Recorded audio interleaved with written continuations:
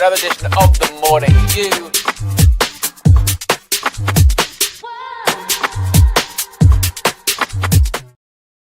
Record revenue settings at Man United, 666.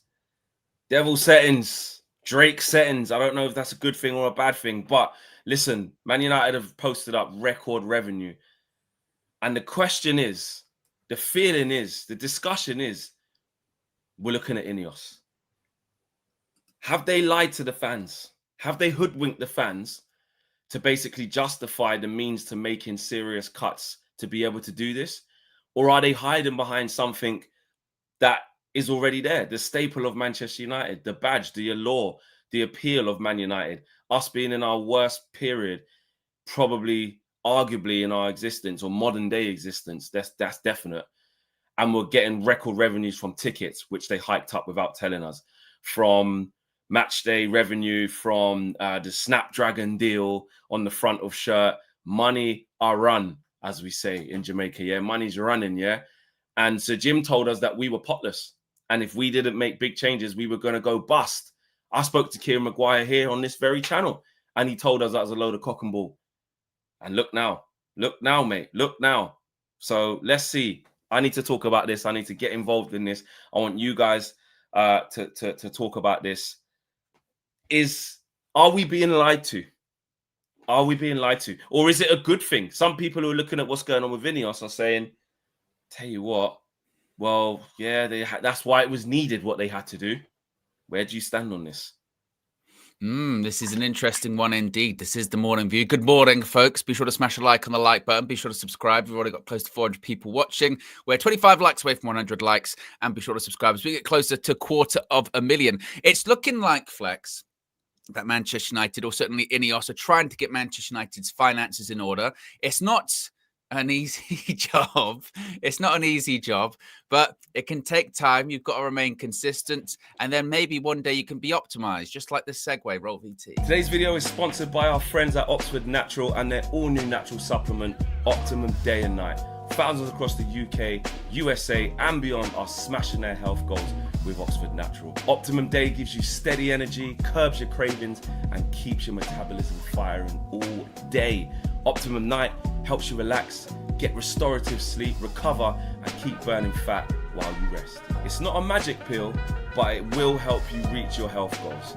Check out some of the incredible results. Two of our own, OWEN, lost over 100 pounds in 10 months, and KG dropped 30 pounds in 4 months. In 8 months, football legend Michael Owen lost 35 pounds, and Robbie from AFTV, Don Robbie, lost over 80 pounds. And in 6 months, Anita, an award-winning immigration lawyer, lost 44 pounds.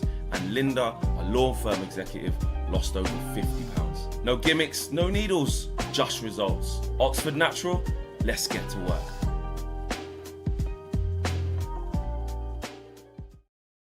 Yes, let's get to work, just like those at Manchester United are getting to work on the finances, Fleck. Yes, and all you have to do to get into work is scan the QR code right there. Or you can click the link in the video description down there. It's pinned in the chat somewhere, because it depends on what platform you're using, yeah? And you can get your Optimum Day, which is good for your weight loss goals. You can get your Optimum Night, which is good for restorative sleep. It's a brand new and improved formula.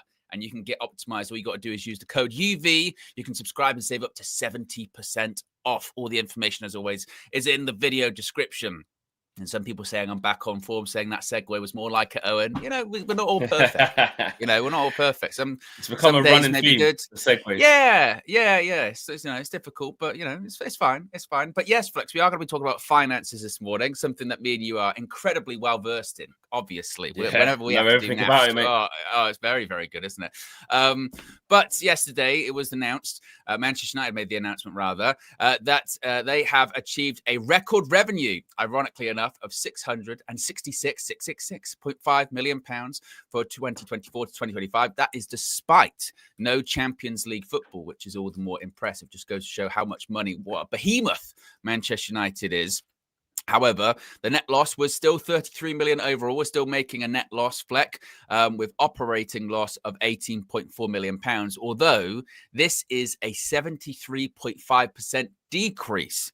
So it's not as if Manchester United are fixed when it comes to revenue. Of course, still got the debt and what have you, and still a lot of problems, but certainly the cuts that INEOS have been making certainly shown to be working in that regard. A 73.5% decrease is pretty substantial, you would say so.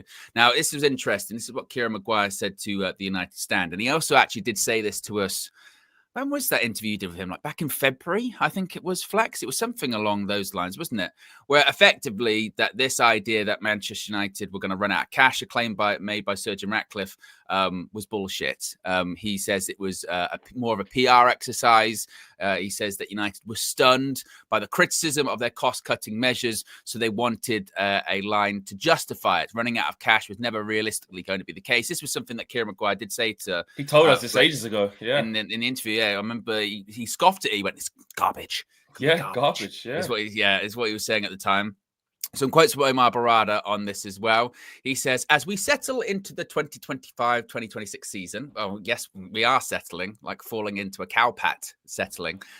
We are working hard to improve the club in all areas. On the field, we are pleased with the additions we made to our men's and women's first team squads over the summer as we build for the long term. Off the field, we are emerging from a period of structural and leadership change with a refreshed, streamlined organization equipped to deliver on our sporting and commercial objectives. Oh, don't you miss that kind of corporate speak. He says we are also investing to upgrade our infrastructure, including a completion of the £50 million redevelopment of our men's first team building at Carrington, on time and on budget, following prior investment in our women's team's facility to create a world-class environment for our players and staff. Meanwhile, planning continues to meet our ambition of developing a new stadium at Old Trafford as part of a transformational regeneration of the surrounding community. He finally said, to have generated record revenues during such a challenging year for the club demonstrates the resilience, which is a hallmark of Manchester United. Our commercial business remains strong as we continue to deliver appealing products and experiences for our fans and best-in-class value to our partners. As we start to feel the benefits of our cost reduction program, there is significant potential for improved financial performance, which will, in turn, support our overriding priority, success on the pitch. Now, that last couple of words there, Flex, success on the pitch. This is, I would suppose this is an INEOS success off the pitch. You know, when these numbers come out, you go, oh, look, what they've been doing over the last 18 months is showing to be working. You know, record revenues through new sponsorship deals, not even in terms of performances on the pitch, just record revenues, just regardless of what's happening, reducing the losses and reducing the costs. They'll say, see, that's, you know, that's not bad. But as he says, it's all to drive success on the pitch is what we're not seeing, though. What did you make of it all? I'm not being hoodwinked. I can see what's gone on. I can. And I think this is a side where a few things can be true at once. And I don't really like those type of ones because I like to have a definitive, it's this, or it's that, or it's this. But actually, when I break down what's happened since INEOS have got here, they do think they're smart. What they have done, in my opinion, is 100% exaggerate how bad things actually are to basically take the edge off them making the drastic decisions to trim the bloated staff. Like, they saw the organization as having too much members of staff that wasn't getting the best out of how many people's been employed, right? So they've walked in and said, well, we've got the most staff out of the whole league, but we're the most unsuccessful. And they've gone, right, this, I'm just throwing out examples, you know, not necessarily facts, but examples of, okay, this IT group thing is too big for that. 3 people could do that. We've got 8 people in here. Let's look at the ticketing on the people who do the ticketing online. We've got, I don't know, let's say we've got 150 of those. Why have we got that? 80 people could be doing this. Then it got right down to, you know, real sad stuff. What we're seeing is like, why are we giving out bonuses once a year to the best steward and stuff like that? Take that away. Why is there just a credit card where all the staff can get to the games and their families? Let's take that. It started getting really, really deep, yeah? So as fans, it rubbed us up the wrong way. So what Sir Jim Ratcliffe did, which is exactly why I'm not falling for it is he sat there and told us in the most blatant way you can say it. Well, if we don't do this, we'll run out of cash. We'll run out.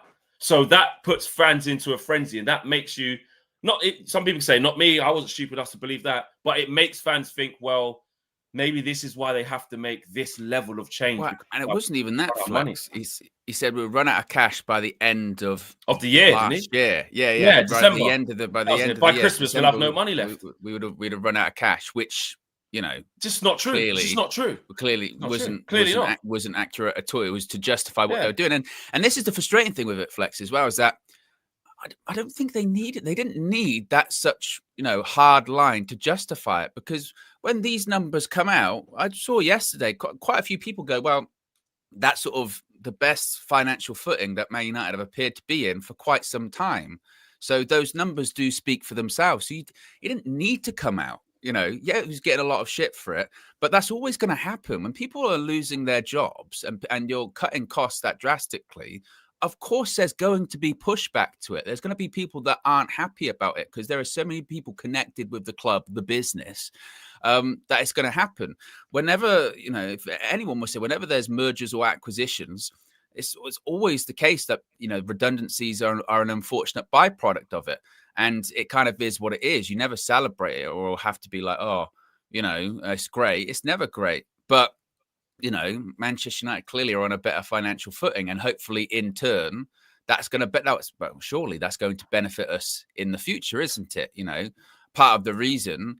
I mean, if you look at the bigger picture, I suppose the concern that some will have is, you know, when the Glazers put the club up for sale, or they're looking for strategic alternatives or what have you, it's because the club was in such bad financial shape and they weren't prepared to put money in. They found INEOS, they've put money in, the club's in a better financial shape. Doesn't look like the Glazers are going to go anywhere, does it? Or, you know, it just makes them even more greater to sell, because now the club's in a better financial shape. They can decide, actually, we can sell it and make even more money because it looks a bit more of an attractive proposition. So if anything, it just helps the Glazers more than anything.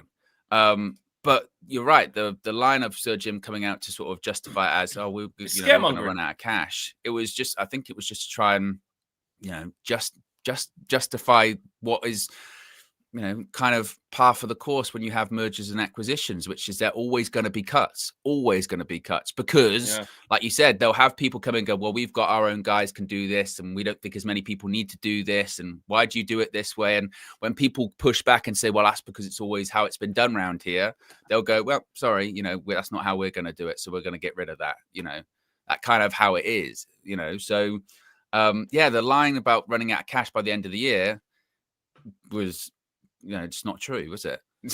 No, and that's the thing. Like Sad Sack says there, you can't complain with Sesko, Cunha, and Mbeumo, no matter how you slice it. Well, again, we're potless, and, you know, still paying for Rasmus and still paying for Casemiro. We're still paying, you know, all these scathing interviews he did. But like you said, we get to the summer, Man United still have enough money to go and spend money on them three players. Like, we had to balance the books a bit. Obviously, didn't get record sales, but, you know, 40 million amortized, 100% profit for Garnacho is going to help a lot. Getting Rashford's wages off the books for the whole year is going to help. Anthony permanent and wages off is going to help. Onana's wages off is going to help. But it wasn't life changing. It wasn't big sums where it's like we can revamp everything. That would have been sort of Bruno Fernandes money, which we all know how that went. So that shows us. I've never lost track of that. I've never lost track of, like, our emblem of Manchester United. Like, I've never lost track of, like, even though we're in the pits of hell of how bad we are, we've never seen us this bad. It's still not that difficult for Omar Barada to go and negotiate the front of shirt sponsor with Snapdragon. We'll sell ourselves. Like, Ed Woodward used to do this. Like, you know, this is our worst period for not just this little period here. I mean, with Ed Woodward, you know, Richard Arnold, all of it since post Sir Alex, like, all of it's been our worst periods from 13 to now. So if we're honest, these ain't new things. INEOS haven't come in with a wand and, like, really stabilized us. I don't believe. I think that a lot of what's happening is because of Like, again, this is Man United we're talking about. This is Man United talking about. I don't know. I You know mean, what I mean? I don't think they've done that much. They've certainly brought operational costs down. I mean, as evidenced by it's a decline of like 73%. Yeah, because they sacked loads of people. That's fine. They did that. Yeah. So, and they might look at that as, you know, look, we've still made a loss of, what was it, 33 million or something like that. But that's down considerably from, was it over 100 or something like that the year prior? So I think they'll probably look at that and say, well, look, that's pretty stabilized. And from their point is, they'll look at that in a couple of years and say, well, in a couple of years, we'll probably be profitable, which is for the first time in quite some time. So I think from that aspect, you could say certainly they're stabilizing things. But then obviously when you look at the what's happening on the pitch and where things are going from that, you could say, well, we're still heading towards a metaphorical iceberg, because we might not qualify for European football for a couple of seasons in a row, you know, and what's going to happen with that. So I think, like you said, it's multiple things can be true at the same time, isn't it? It's, you know, to have record revenues and have sponsorships and what have you, that, like I said, Manchester United always sells itself. Although, as we have seen, the longer you go without sort of big sustained success, it does get more difficult. We have now seen other clubs get sort of better front of shirt sponsorship deals or better sponsorship deals for the make of the kit, because they want to be the teams that are winning things, winning the Champions Leagues, winning the Premier Leagues. They're going to get more money, aren't they? I mean, ideally, they'd want Manchester United because of the exposure that comes with it. But if you don't win the league for over a decade plus, like we have, you know, teams start to surpass you in that regard, don't they? And then suddenly they start making lots and lots of money too. So like you said, it's a few things can be true at the same time. I think I looked to, like you said, the Ratcliffe thing last year and it just wasn't necessary. It just was that scaremongering just wasn't. Just don't have to say it wasn't required. I think the numbers, and it's just not true. Come out, that's what I mean. As the numbers come out yesterday, I think they kind of, to be honest, speak for themselves. And like with everything at the moment with Manchester United as well, it's on the backdrop of performing poorly on the pitch. Now, if these numbers had come out yesterday and we were in the top 4, let's say at the moment, people be like, see, look at this. Finances are getting better. We're in the top 4. Like, we're going in the right direction.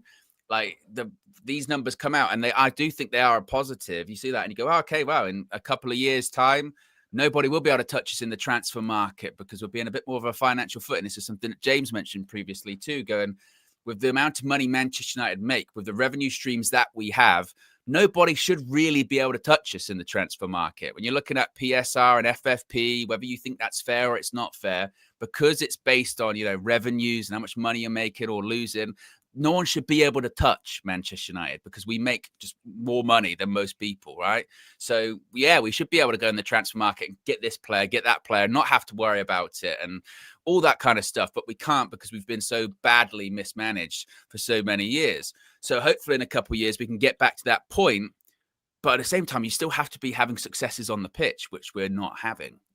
No, and Sir Jim is, you know, hell-bent on saying, you know, about being ruthless with that. And of course, when you come out and say we've got record revenues, but on the pitch we're absolutely terrible, the two don't correlate. So you get people having pushback to say, well, what the hell's going on? Now, I'm not silly enough or naive enough to think that it's instant. You know, when you've been mismanaged financially for so long, you can't just have one summer and then the next summer you go, right, everything's back to normal, everything's great, we're all in plus, everything's this, that, and I understand that. But I think it sets a bad precedent from that side of it. I've given INEOS praise where I think it's deserved and criticism definitely when I think it's deserved. And I just go back to telling everyone that we're going to go running out of money by the end of the year. It just wasn't true. And we can question that, but it shows us that it's not true by how we've ended up. Tabra says yesterday's news is exactly why the Glazers aren't going anywhere. True. As long as the P's are raking in, I don't think the owners are fussed about our form. The Glazers are never fussed about our form, you know. And this does prove that, you know, with a little bit of investment, the Glazers, of course, have played an absolute masterstroke here, a masterstroke. And the reason why they've played a masterstroke is what we called out at the time of this whole takeover / full sale strategic alternatives thing, which was we've reached a point where we can't extract any more out because without putting anything in. Like, we actually have to, there needs to be a little bit of influx here, a little bit of a shake up. Like, there needs to be action. We're not doing it. Let's get a consortium of people who would basically look for a sponsor. You know, you're looking for an investor. And they found one. They found minority investment from Sir Jim Ratcliffe and INEOS, who took the chance and also gave them all the sporting control. You make all the decisions. You're better versed than us. You're going to make a football department. You're going to do this. And, you know, Sir Jim, to be fair to him, like I say, if I talk about giving some credit where it's due, put some of his own money in. You look at the training ground that we've unveiled. That's him. You know, he put money in, I think it was like 250 million or something like that, to help with the debts and to help the club. So he has done that. That's true. That no one else has done that before. The Glazers hadn't done that probably since they've been here. So I get that. That's true. But what now has happened is, like you say, you get a little bit of stabilization, and the Glazers are 100% the biggest winners, as always, because they're sitting there going, right, see that new training ground where the drone's flying around and showing all of the lovely stuff? So Jim did that. You know, we've got a new training ground out of that. You're on mute, yeah. You're on mute. They didn't pay for that, and they got their they got the money for their shares that they sold. You know, exactly. So yeah, don't forget that the biggest thing they got. Yeah, and remember as well is they also still have, as part of the agreement, they can still sell the whole club. I think INEOS might get first refusal or something like that, but they can still sell it, and they can still sell it to someone that isn't INEOS. You know, so exactly. There is a potential here for INEOS to do a lot of heavy lifting and make sure they get everything right, get the finances in order, and then the Glazers just go, thanks, we're selling it now. We will sell it to Qatar, or we will sell it, you know, and we'll make a loads of money doing it. So they're still in complete control, you know, of all of this stuff. You know? Yeah. So always worth considering. Yeah. Glenn C says, did they lie though? If there was no investment, no cuts, and the same management spending money like it grew on trees, who's to say we wouldn't? And I get what you're questioning there, Glenn, to basically say, if there was no intervention, how do you know we wouldn't have run out of money? Is basically what Glenn's saying. And that's where I think, well, that's where you listen to people like Kieran Maguire, who are the experts in this field, that are saying, yeah, of course, the Glazers have mismanaged Man United. They've made very bad decisions. And financially, like you say, for how big of a club it is with the revenues it actually does generate, they shouldn't be in this mess. But he always caveats that with, however, they're still Man United. They still get record revenues, as we've just seen, from our worst positions ever. They still generate a lot of money. That is because they're Man United. So it's nonsense to suggest. It's complete nonsense. And this is Kieran Maguire's words, not mine. Before he said it on United Stand, go back. I don't know, when was this? About 5 months ago? I want to say it would. I think it would have been just after the interview. So if he did that interview in December, bring it up? It would have been around that time. I'll have a look. We could maybe even play some of it now and show you guys what was said to us, you know, in December versus what's being said now, and the breakdown of how he's arrived there. Because again, like we say, people, we all know, and some people have said it in the chat, and Owen, you know, like jokingly said it at the start of the show. Here we go, talking about you know, finances, Fleck, our best forte. Exactly. None of us are financial experts, so we do have to take some of what we're saying, not with a pinch of salt, but it's hard for us to talk in absolute facts because it's really difficult to do that because we don't understand how these things work exactly behind the scenes. But when you do go and speak to experts and they brief you very well and explain to you exactly what's been going on versus what hasn't been going on, you know, you tend to listen. That's why you go and speak to the experts, right? That is why. So. Yeah, I think there you go. I think we've got some. I'm trying to think if this was the right. I think this is the right one. I think this is the right one. I'm just trying to remember if it's there's a couple there. We can play them both, isn't it? Yeah, exactly. Right, let's get this up on the screen with the watch. Call it in the thingy. Magic, absolute magic. It's this one. I think is the right one. Feels he has to make these changes because Man United could go bust. You know, things like that. That's garbage. That's utter garbage. I've got the Manchester United have got their accounts coming out. I think it's this Wednesday or Thursday for the second quarter. And they will make reference to something called an EBITDA profit. And for people not familiar with financial terms, EBITDA stands for a cash version of profit, not the figure which goes into the accounts. And EBITDA shows how much physical cash have Manchester United made from running the club on a day-to-day basis. What are they doing on a day-to-day basis? They're selling tickets, they're selling merch, they're doing commercial deals, they're getting money in from the broadcasters. Yes, they've got the wages. Yes, they've got the maintenance costs, the insurance, the transport, all of that type of stuff. They're looking at an EBITDA profit of far in excess of £100 million. So then you go, well, how come there are these stories that doing bust? Okay, well, what do you then do with the money that Manchester United generate on a day-to-day basis? You invest it. And this is where the problem lies. They invest it in players poorly. You know, a deficit of 1.7 billion over since Sir Alex retired in terms of player trading. So that's what you should be targeting. They give it back to the owners in the form of dividends. Well, that's 166 million pounds that you'll never see again. They give it to the bankers in the form of interest on the loans that the Glazers took out to buy Manchester United Football Club in the LBO in 2005. Hundreds of millions of pounds there. There's a further issue that when they have bought players, they bought players on credit. So before Manchester United, you think about your own finances. If I go out to go and spend some money, if I own a fortune on my credit card, I'm going, can't really afford to buy anything. I need to go and pay off the credit card. But Manchester United on their football player, in the instalments of players that they've not paid for in full, owe over £400 million. If you do that, no wonder the manager's saying, you got Ruben, and you've got to feel sorry for the guy because he just looks decent. He looks just so crestfallen. That was since moving to Old Trafford. You can't spend money if you owe money. You've got to look after. You've got to pay off your creditors first. Is Manchester United going to go bust? No way. I think that's disingenuous. Whoever's put that out is trying to justify the job cuts. Spend money smarter. Pay down that debt.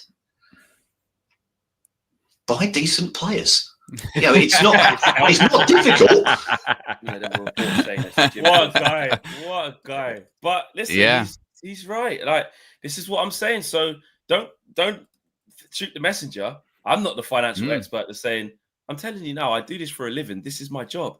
That's utter garbage, in the words of Kieran Maguire there. That's utter garbage. Just buy decent. Stop messing up the players that you're buying. Like, Man United is not going to go bust. That's, what did he say? That's actually disingenuous. Like, disingenuous to say that. Like, yeah. So don't let. Well, and he said that's being used to justify job cuts. That's literally what he said, which is what I said earlier today. On. But I said that out of, I know I've sat and spoke to the expert, and this is what he told me. And on top of that, I don't even think that you need to be a financial expert to work that one out. Really, no, I don't think you do. No. I wasn't like, oh my God, Kieran Maguire broke down this amazing thing that basically told me that they did that just so they could basically hide the fact, or take the edge off the fact they had to make so many cuts. I'm like, that's basics. That is, you know what I mean? So and like Grandpa says there, best three words: buy decent players. It's not hard. It shouldn't be as hard. Do you know what I'm saying? So I think to that question there, was Sir Jim Ratcliffe truthful? Well, he's saying he wasn't. In that moment, to say that, he's saying he wasn't. Well, he's saying he's been disingenuous, which is basically the opposite. The opposite of truthful. Being truthful, isn't it? So, certainly an interesting one. And it is funny, isn't it? Like, he's sort of saying that. I thought it's funny when he mentioned about Ruben. He looks a defeated man. And that was in February, that interview. You do it in February. I was thinking, how about now?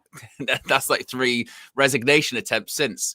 So, but, and then it's funny because obviously we have this sort of day or two discussing it, but then all eyes naturally will then turn to the on the pitch stuff once again, won't it? It will turn to the game at the weekend, and it will turn to performances and results and what have you. But it is interesting always to note what's going on in the background, isn't it? With all of that.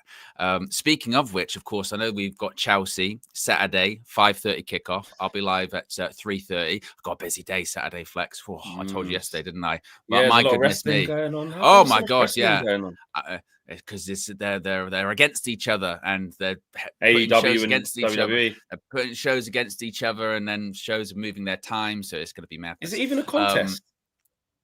Not really. Yeah. It's like But AEW got to keep trying. Well, no, it's more WWE trying to sort of force them out of kind of like existence, kind of thing. Our You know what I business. mean? Yeah, sort of thing. So Yeah. yes, but with Saturday, did you see Chelsea last night against Bayern Munich? I did see Chelsea against Bayern Munich. I was flicking through quite a few games. But I watched Chelsea versus Bayern Munich largely, more so the first half. And I don't know, like, they're just still not that good, are they? Like, they buy decent players, they're just not that good. Look, they had a few moments where they actually finished the half quite strongly, but the mistakes they made, just criminal mistakes. Giving the ball away there to Harry Kane in that there, you can't do that. The penalty, definite pen. Own goal, Elise, they just couldn't stop that supply line into him, so he just kept cooking all game.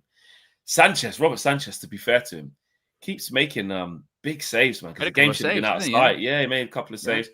And then, when they got that goal that they scored, Cole Palmer, actually, that was a really good goal, good team goal. They showed that they could sort of cause problems here and there. You know what I mean? But overall, just looked like a lot of people were basically saying, you won that trophy against PSG. That's the only game you play. It's only one game to win that trophy. Yeah. That doesn't propel you to like being ready for the Prem, being ready to really attack this like Champions League thing. And I don't know. Ultimately, I don't have them as one of the favourites for it, but they can improve. But there's still a lot of holes there. Where the better teams will just undo them. Yeah, I mean, and again, it's one of those ones which where we are not. So I don't know what that means for Saturday. By the way, we still don't know, because we can look at obviously last night and go that Chelsea lost 3-1 and Bayern Munich, pretty comfortably dealt with them. And even is it even the Bayern Munich of a few years ago? They're still trying to, but they're getting better players in obviously now, but. We also have to remember where we're at, where we're like, well, we're not great. We're going to get licks. Not great. Yeah. Not great. But, maybe a bit more of a tired Chelsea once you start, playing in the European football every single week. Last year, they were in, obviously, European competition, but they literally had a separate squad, didn't they? They literally had a separate squad to play in the Europa Conference League, whereas this time it's not going to be the same. They're trying to play their strongest team midweek and then at the weekend. That catches up to them. So we'll be fresher, but then we're still yet to make that, one game a week advantage truly count. It means nothing. What I did say, I was just talking about them in terms of against the other good teams. I wasn't talking about against us. Against us, it means what we witness means nothing. If anything, like I said, they had some decent chances in moments against Bayern. So against us, they're going to have a lot more. So I didn't learn anything new of thinking that gave us more of a chance on the weekend. No, I predict us to get licks. Here's one for you, and one for the chat to consider. And maybe this is a bit early with this, but obviously we knew that Bayern was going to play in goal against Man City. We knew that. Even if you wanted it, it was obvious. And then obviously Ruben said that was going to happen. Now of a week of training, on the back of a 3-0 loss, not to say that the goals were really Bayern's fault, because I don't think they really were too much. Does Ruben now start going, you know what? Lomans, I saw something, I think it was the Mail, saying that he had dazzled people in training. Does Lomans make his debut at Old Trafford against Chelsea? Well, now I'm of the mindset of you should now. You should now. Like, we've just got beat 3-0. Like you say, you couldn't. You know I think the second goal. What have you got to lose? The second goal they were showing how. I think it was Peter Schmeichel was breaking it down.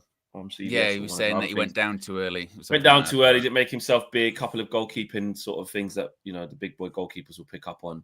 He didn't make anything glaringly obvious error-wise, but said those little things. But there's nothing. It's not like. But there's more. We've got a really good rapport with our tie across the back five. It's a big thing to change him. We got spanked 3-0, mate, and we're like still crap. So I get. I was one of the biggest advocates for listen, first game. Listen, I know we want to see the change, but let the kid get in a little bit. Let him be on the bench. Let him see what this thing's all. Just let him, But we've done that now. You should just throw him in against Chelsea now. But then KG said it the other day though. he said that, yeah, but then he was like, but now you're going to play him in a game. You have to win now at home as well. Like, if we get 3-0 by Chelsea. Yeah, exactly. But it was like, is there now less pressure on this game than there was last week at City? Well, the fact we got spanked 3-0 and now we're about to play at home where people are expecting a reaction, which everyone knows we could lose, by the way. But it's like, you're at home. You've got to try and have a reaction here. You've got to win this game. Can't have 2 batterings in a row against the good teams. There's still pressure. But like you said, it's Man United. So it goes back to the point of then should you just played him from the start? Yeah. But just throw him in now, definitely. Just throw him in. Yeah, I kind of got it last week, with the, like you said, not a full week with the whole team and away at the Etihad. I do get that decision.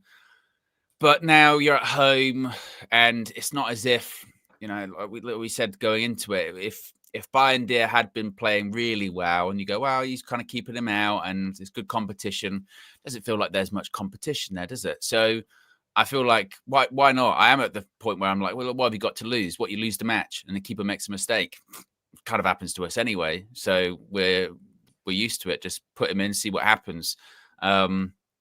Yeah, and as far as I still don't know how I feel about it. The game at the weekend. Maybe it's because it's still 48 hours to go for it, but I don't know. Maybe the thing is, because I really did think, and maybe this is naive of me, I really did think that going into that City game, I thought we'd show maybe a little bit more than we did. Wasn't necessarily a win. I thought there was always the potential for us to lose, like 2-0, 2-1 or something like that. But the manner of which 3-0 could have maybe been more, really. No, City should still have. aren't. Should have. City still aren't great, by the way. Like, I wouldn't be shocked. They play Napoli at home tonight in the Champions League, don't they? Wouldn't be shocked if they lost. Wouldn't be shocked if they lost that one. And they play Arsenal. Because they're still not. They're still not all that. But I thought I will show a little bit. But we just showed next to nothing. And then that Chelsea game, I do agree with what some people are saying. It's not really the Chelsea game it should be judged on. It's the games afterwards. And this is maybe the point that KG's made before when he goes, well, we could go win that Chelsea game, right? We could go win that Chelsea game. We'd be like, oh, bloody hell. I didn't see that one coming. Fair play. And then we could go lose the next 2 games and it doesn't really mean all that much. So it's not really about, is it one game? It's more about, the games in totality, isn't it? So this next batch of games, we did it yesterday of like, Ruben's got 3 games to save his job. I think if we hyper focus on just Chelsea, then we kind of lose sight of we can't Brentford do that, and Sunderland, don't we? We can't do that because they're the. Listen, we can't say they're the tougher test because what does that even mean anymore? Yeah, exactly. We don't get to. We can't categorize any level of opponents. No, we're not in a position to can't do that. Tier it anymore, are we? Can't do that. So, like you say, it just means that every single game, which is how shit we've been. Every single game is the struggle. Every single game is the pain. Every single game is the one that you must win. Every single game is the one you can't lose. Every single game is maybe now we can get back-to-back wins or we have to start the run again of trying to get back-to-back wins, which is what this one is. This is game 1 again. It's either game 1 or can we get back-to-back? That's it. We just flitted between the 2. Game 1 or back-to-back. Game 1 or back-to-back. Game 1 or back-to-back. And clearly we haven't done it since going nearly a year now. In a couple of months, it'll be a year. So 10 months now. So for me, this is what I mean. And I'm so done with like, but come on, we did win. Don't just be negative for the sake of being negative. Like, this team has shown us that they can't build upon any form of consistency. That's what they've proved to us. So until they disprove that, I will err on the side of caution and I will be glass half empty, even if we beat Chelsea. And like I said, I'm not going, which half of me is annoyed about, but the other half of me is not annoyed about. But like, if we play well, of course, and win, you speak about the 90 and you speak about what happened in the game and you say who played well and he was really good, and that's fine. That doesn't mean you have to end the conclusion, and your end statement is, so because of that, we're now going in the right direction. And I tell you what, against Brentford, they better watch out. Shout out Chris Eubank. You know what I mean? Yeah. Don't even do it. Don't even do it. And because we've just done this against Chelsea, we beat them 2-0, clean sheet. Sedi Lomans, I tell you what, wow.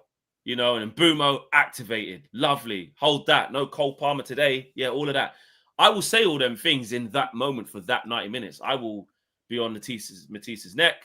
You know, how are you going to lose to this Man United team? All of that can exist. Again, that does not mean that you flip-flop into. So what this means is we're going to beat Sunderland. We're going to beat Brentford. We're going to go on this run. Frank's going to cut his hair. We're improving. I was wrong. Ruben is the right man. It's one game. It's one game.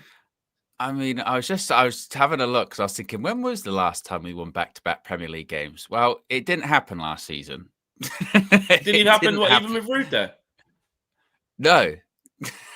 No, it didn't. I thought he did. Oh, no, we drew against Chelsea, didn't he? Yeah, we didn't. The last time it happened, technically in one season, it happened the final 2 games of 23-24. We played Newcastle and Brighton. Newcastle and Brighton. That was back to back. And then if you want to count it as like we played Brighton and then the first game of last season, obviously we beat Fulham at home. That's I guess technically. Oh, that's a stretch. You can't do that. You can't do that. Basically, it hasn't happened for over a season.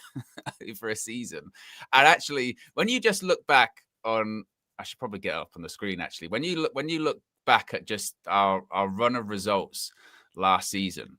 Like, and you see, I know you see them in totality. It is when you just sort of go like, this is kind of mad. Like, so start the season with Eric, and it's indifferent, but we kill for that kind of form at the moment. Right, just pause there, Owen. Just pause there. Sorry, just pause there. Stop it there. Go back a bit. Right, this is the thing. Yeah, I remember that Southampton game. De Ligt, man of the match, and we go right. I remember going right. He's arrived. What a performance! What a performance! Look, next game 0-0. Draw. And look at the league position, by the way. Look at the league position. We never really got out of 14th, 13th, you know, that kind of. We were first on match day 1. Yeah, we had more days in first place than Arsenal last season. That is one of those mad facts. But we never really got out of it. So when people are going, "Oh, don't look at the table yet," we never really got out of it. We never really got out of it. The highest we were was take out first day of the season, don't count. 10th, ninth. Oh, against 9th Everton. Wow, and then after that, there's no point even looking. Yeah, we just never look at that. Look at that form. Oh my days! At least we were consistent around that bit, though. Consistent 13th to 15th. That didn't change. That's consistent. This was under Ruben. This was our sort of best run. Really. Yeah, and that was where we was like, tell you what. No. yeah, Everton 2-2. Garte, remember that left foot. We were shit Ipswich. that day but as then well. We were shit that day. We should have been losing the 3-0 by half time. Then Ipswich, let's be honest, we were shit then. The own goals and the messing about. Do you know what I mean? That was crap. Arsenal 1-1. We actually did all right in that game. Yeah. And Leicester away, we went, yeah, great. Even Højlund scored, right foot, what goal. And then after that, that was it. That was the last win of the season. I mean, I suppose this is when you can say, look, this is when Europa League came priority. All right, fair enough. Look how many losses. 1, 2, 3, 4, 5, 6. It's not pretty. Like, it is. It's not, And I go back to the start of the season, that wasn't. We take that at the moment. That's not horrendous. That Xerxes one was. Oh, we'll take that now. Yeah. You know what I mean? We'd be like, 4 losses in 1, 2, 3, 4, 5, 6, 7, 8, 9, 10, 11 games. Probably would, innit? 1, 2, 3, 4. But it's only 4 wins, though. It's only 4 wins, man. 4 out of 11 and 4 losses. That's 8. And then 3 draws. Still shit, innit? Well, it is shit because it makes you 13th. That there makes you 13th, which is ain't that where we are? Where are we? That's where we are, isn't it? 14th. We're 14th, I think, at the moment, something like that. Exactly the same. But again, it goes to show, this kind of like we were saying, is that if you don't get out of that kind of mid-table thing early, you will just get stuck in there. So for all of the thing of like, yeah, we're only X amount of points off top 5 or top 4 or what have you. Very quickly, you can just get stuck. Like if you don't turn things around, and also like I suppose the thing in the chat there is that was a year ago. Where were we? Like, what's the date today? Today is the 18th of September. So around here was around where we were. We're 10th, 11th, 13th. we were actually a little bit better. But it goes to show there could be a scenario where we're exactly the same 1 year on, which is speaks volumes, doesn't it? So it does. It does. Kristen says he's still a member of the APA Protection Agency, going strong. Can you get Kieran Maguire on the show to break all this down? He'd probably be a bit fed up. But I could reach out to him again. He came on last time. I asked him. Great guy, Kieran Maguire. And like we said, we rolled the VT from last time, and essentially nothing's changed. I think he'll come on and say, well, yeah, I told you that the finances aren't as bad as they made out. They've just got record revenues. Like, that's all he'll say. But I can ask. So Ryan says that was stupid. Says the club can't run out of money, then lists all the ways the club misused and wasted money, so they couldn't run out of it. No, but that wasn't what his point was. His point was that Man United going bust in December is bullshit. Like, it's just not. So he said the idea of Man United basically ceasing to exist or going broke is just not accurate. But and that's what Sir Jim. Yeah, he didn't say like it's okay for them to keep making these decisions. It's okay for them to, But he said that basically keep making these decisions isn't even going to lead Man United into oblivion. It's just going to lead them to keep being shit and being in debt. But it's still sustainable because they're so powerful. That's what he basically was saying. And his other point was, which again is, it doesn't even take a football finance expert to figure this one out, is he said that, one of the biggest expenditures for United is the fact that they spend astronomical amounts of money on players that aren't very good. And then they have to sell them for significantly less. And they don't end up, basically, they're not value for money. So like you said, buy better players. Buy better players. Don't spend as much on bad ones, and you'll probably make a lot more money. That's the crux of it. Yeah, exactly. Jason says, yes, they lost, but we are definitely not Bayern Munich. Imagine what Bayern Munich would do to us. 100%. Look what they did do the season before last. Yeah, I was there, mate. That's technically was when we were all right. Season. Exactly. Charles says record revenue minus debts owed equals run out of cash. And Jason says, but surely if Chelsea smash us 3 or 4-0, Amrim has to go. And this is what I'm saying. Like you say about Sir Jim and stuff. Like if you take embarrassing losses in the big boy games, sometimes it doesn't go the way of right. But we are not a good team, and they're actually quite good. So like, if that happens against Brentford, I'm more concerned. If that happens against if Sunderland come and beat us 2-0, but sometimes it doesn't work like that. Sometimes just the sheer embarrassment consistently from even the better teams of not being able to perform does kick in. It's context, isn't it? It's context. Yeah. It's context. It's like we say, it's like when you lose 7-0 at Anfield to Liverpool. It's embarrassing. Even last year, the third game of the season, Liverpool at Old Trafford, where they comfortably dealt with Erik ten Hag's Man United. Yeah.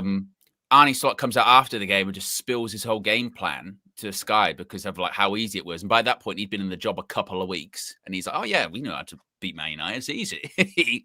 That's embarrassing. And then you start.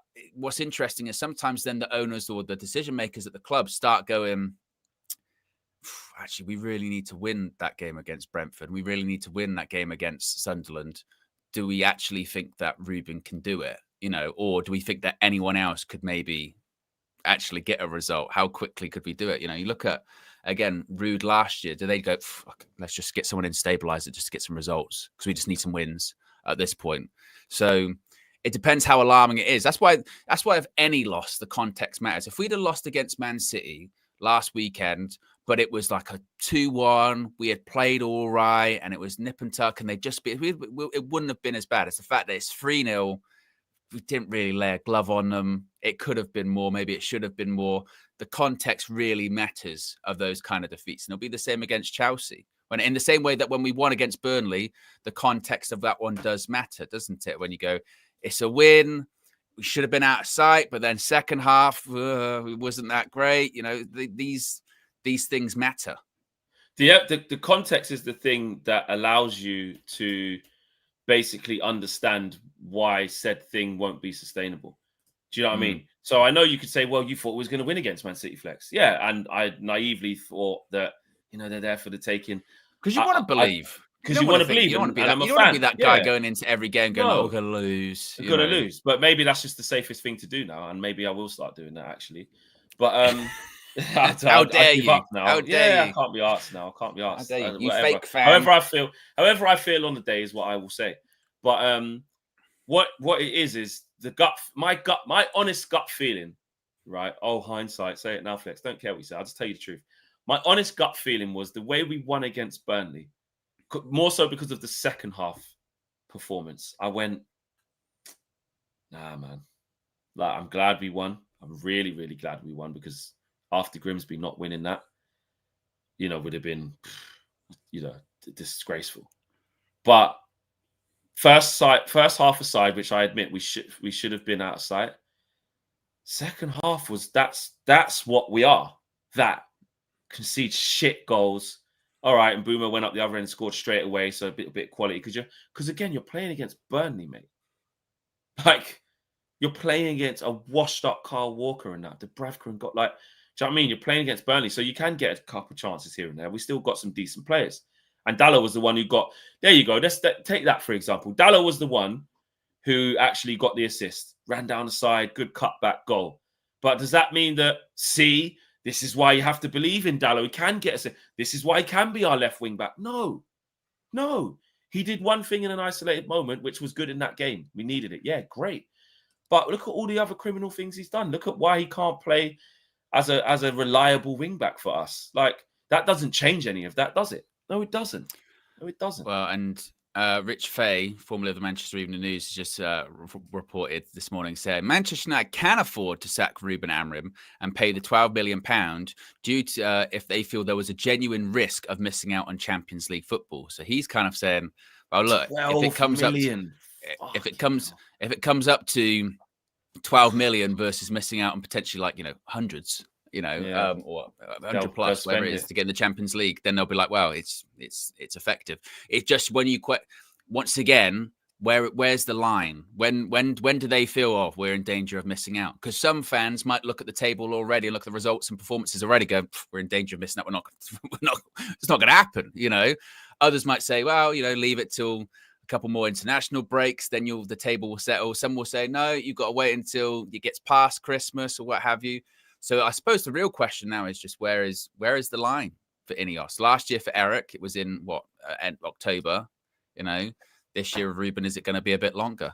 Because if genuinely the cut-off point for Ruben Amorim is to qualify for the Champions League this season, he's already in massive trouble. Yeah, that's what I found really alarming the other day. When the reports were saying that Sir Jim believes this team is good enough to get European football, or was it Champions League football? Was it Champions League? Champions League. Well, because even that's a stretch, though. That's where, because there is a bit where, and I'm not letting the manager off the hook. My feelings, but it ain't all his fault. Like, the squad isn't as good as we think. We got some pretty average players, like we do. That squad is not good enough to get Champions League. It's not. Yeah, it's not. I suppose it's then it's the question of, but instead of who? Are they a 15th place, 14th place? Absolutely squad? Not. And that should be the point. But in terms of our team and how good we actually think it is, Ruben Amorim isn't the biggest problem. He's one of them. Is it still the squad's still not good? Is it still like an 8th place squad, like it was maybe 100%. Around Eric Ten Hag? This is why I was saying, ceiling wise, was it's Conference League, like absolute ceiling. If you get one game a week and keep fresh and maybe make a go of it, it's ceiling, bro. Like, we're not better than, obviously we're nowhere near City, Liverpool, Arsenal, nowhere near. Like, in squad depth, quality, this, that, and the other. We're not even near, in my opinion, especially under this manager though. We're not near Newcastle, we're not near Spurs. Like, them teams are way better than us. And even like the players they have, and actually the players that we have, like, we can't, like, when you look at like Dorgu, left wing back, De Ligt, Mazraoui, Yoro, Shaw still playing, Dallo's a starter a lot of times. Ahmad's not, as much as we like Ahmad, as a right wing back in this division, he hasn't proved anything yet. We just got high hopes for him. Do you know what I mean? That's it. He's an inconsistent player where we know that he's got a lot of talent, and actually he should be playing further forward as a right winger. That's his best position, but we're morphing him into this thing. Our midfield is probably one of the worst in the league, if not the, pound for pound. And the top end of the pitch, don't get me wrong, we've bought some good players, but they don't get to function at their correct level. So according to with other people's front threes, our front three is going to be one of the worst because it doesn't get the service it needs to. It doesn't gel how it needs to. It's not efficient. It's not going to score more goals than Arsenal's, than Liverpool's, than Newcastle's, which is like Harvey Barnes, Elanga, and bloody Voltemada. They're going to score more goals than us. But then I suppose this is when you get into the territory of even then you talk about, all right, it's not good enough to qualify for the Champions League, so top 5 or what have you. True. But then you look at teams like, Brighton, Bournemouth, Brentford last year, Forest or what have you. You start going, yeah, but that front three should be good enough to compete with that, surely. Brian Mbeumo and Matheus Cunha, they were some of the top scorers in the Premier League. Benjamin Šeško, one of the most sought-after young strikers across Europe. You've got Bruno Fernandes in that team, right? He should be scoring goals. You've got Lenny Yoro, who we're saying is a top defender. Matthijs de Ligt, he's played at top clubs. He was a captain of Ajax when he was 18, got him to a Champions League semi-final, right? There's players there that are better than the players at Brighton or Bournemouth or Brentford or what have that's you. Where the right? manager comes into it. And that has to be better than 15th or 14th. Granted, we're probably not at the level of Liverpool, Arsenal, City, or Newcastle or Chelsea or what have you, but they're higher than 15th. They have to be. And that's where this argument is about. This argument is not about our squad's rubbish. How we even expected to be 8th, 7th, 6th, 5th? Like, no chance. No, that's not true. We have, like you said, we've got some good players there. But there are some players that we think are better than what they are. But they certainly shouldn't be this bad, which is why the manager needs to go. But I'm pushing back onto Jim thinking this is good enough to get Champions League. This team's not good enough to get Champions League. I don't. If he does think it's good enough, even if this manager weren't here, I don't think this to get into Champions League. Then, if I was him and that was my genuine belief, then I'd already be looking for alternatives because we're not going to get Champions League. We're not going to get it. We're not. Exactly. The record there does speak for itself. It's no a point way per are we game. going to get Champions League. No way. That's not even. That probably wasn't even most of our realistic expectation of what we could get this year. No, we had our best chance of getting in the Champions League last season. We had a game to do it and we blew it. That was our chance to get into the Champions League, realistically. Aaron Maguire says we've had a manager who have had brilliant first years and everything goes to shit. Short-term pain for long-term gain. We need to stick with him.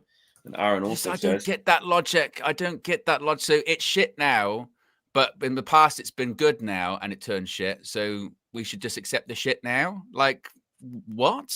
Yeah. Aaron says if we're truly going to make a position change, it was always going to get worse before it got better. Too long bringing in quick fixes. We need to relax. This is what I was saying the other day, though, isn't it? Like, I'm you can call me a fake fan, or plastic, or you don't have the stomach for a rebuild, whatever. It doesn't need to get this bad. It doesn't. No. Even Arsenal at their worst. But people like to use the Arteta analogy all the time, don't they? Go, look at Arteta, look at that. We finished 8th twice. We finished 15th. It doesn't need to be like relegation form. If it's like mid-table, 10th, something like that, all right, then it gets that bad. It doesn't need to be like, are we going to stay in the Premier League this season? How good are we versus the rest of the entire league? Because a lot of teams are better than it. Doesn't need to get that bad for it to get that much better. It can just be mediocre as opposed to... Lil Yo-Yo saying is that the standards have just dropped too far now, where it's like, come on, we know what we are now. Like, come on, we know we get this, beat with shit for a bit, so just accept it now. And that's where it's got to. That's where it's got to, man. We don't have to lose every game. No, and we shouldn't be with the squad we've got. No, you don't. No. That's not a good measure of... We don't have to lose every game. This is what you have to do to stomach the rebuild. No, it doesn't have to be this shit. It shouldn't be this shit. And we shouldn't imagine that. That is the greatest out of all time. Imagine just every day I just fail what I do for my job, and when you pressure me on it and go, why are you not doing your job? I just go, mate, it's a rebuild. Yeah. Then you go, You go, all right, fair enough. Yeah, but you can still do your job. You can, well, no, rebuild, mate. So stomach it. It was like this before I got here as well. Rebuild. Well, actually, it wasn't. It was a bit better before. You don't have the stomach for this, so rebuild. Stupid. Very, very stupid. There you go, guys. Big up to yourselves, man. Smash a like on the video. Subscribe to the channel. If you are new, remember to scan the QR code to subscribe and save up to 70% off your Oxford Natural products. The link is in the description below if you don't want to use the QR code. Owen and James, Evil Owen, live tonight, 7 p.m. Make sure you check that out. And then we'll bring you any news in between in the lead up to Chelsea. Tomorrow's press conference day as well. See what the manager has to say. See what he's had to reflect on during this week. See how he feels now versus how he felt on Sunday. See if there's any change, and see what's going on about talk. Maybe he doesn't mean they have to change the man. Maybe he didn't mean that, and maybe what he actually meant was I've had a thought, and I would consider changing. Maybe I would. So we'll see. We'll see. I'm an instability emotional guy. I don't like to do, these interviews after games. I say things and didn't mean it, mate. Didn't mean it. I've had a chance to think about it through the week, and actually, that was a bit harsh. Shouldn't really say. Yeah, that. So there you go. There you go. Or does he double down? Because that's what I believe. So there you go. There it is, people. We are out of here. Video up on the Football Flex now as well. Talking about Liverpool pain as usual. Check that out as well. Go show some love to that. Take care, people. Peace.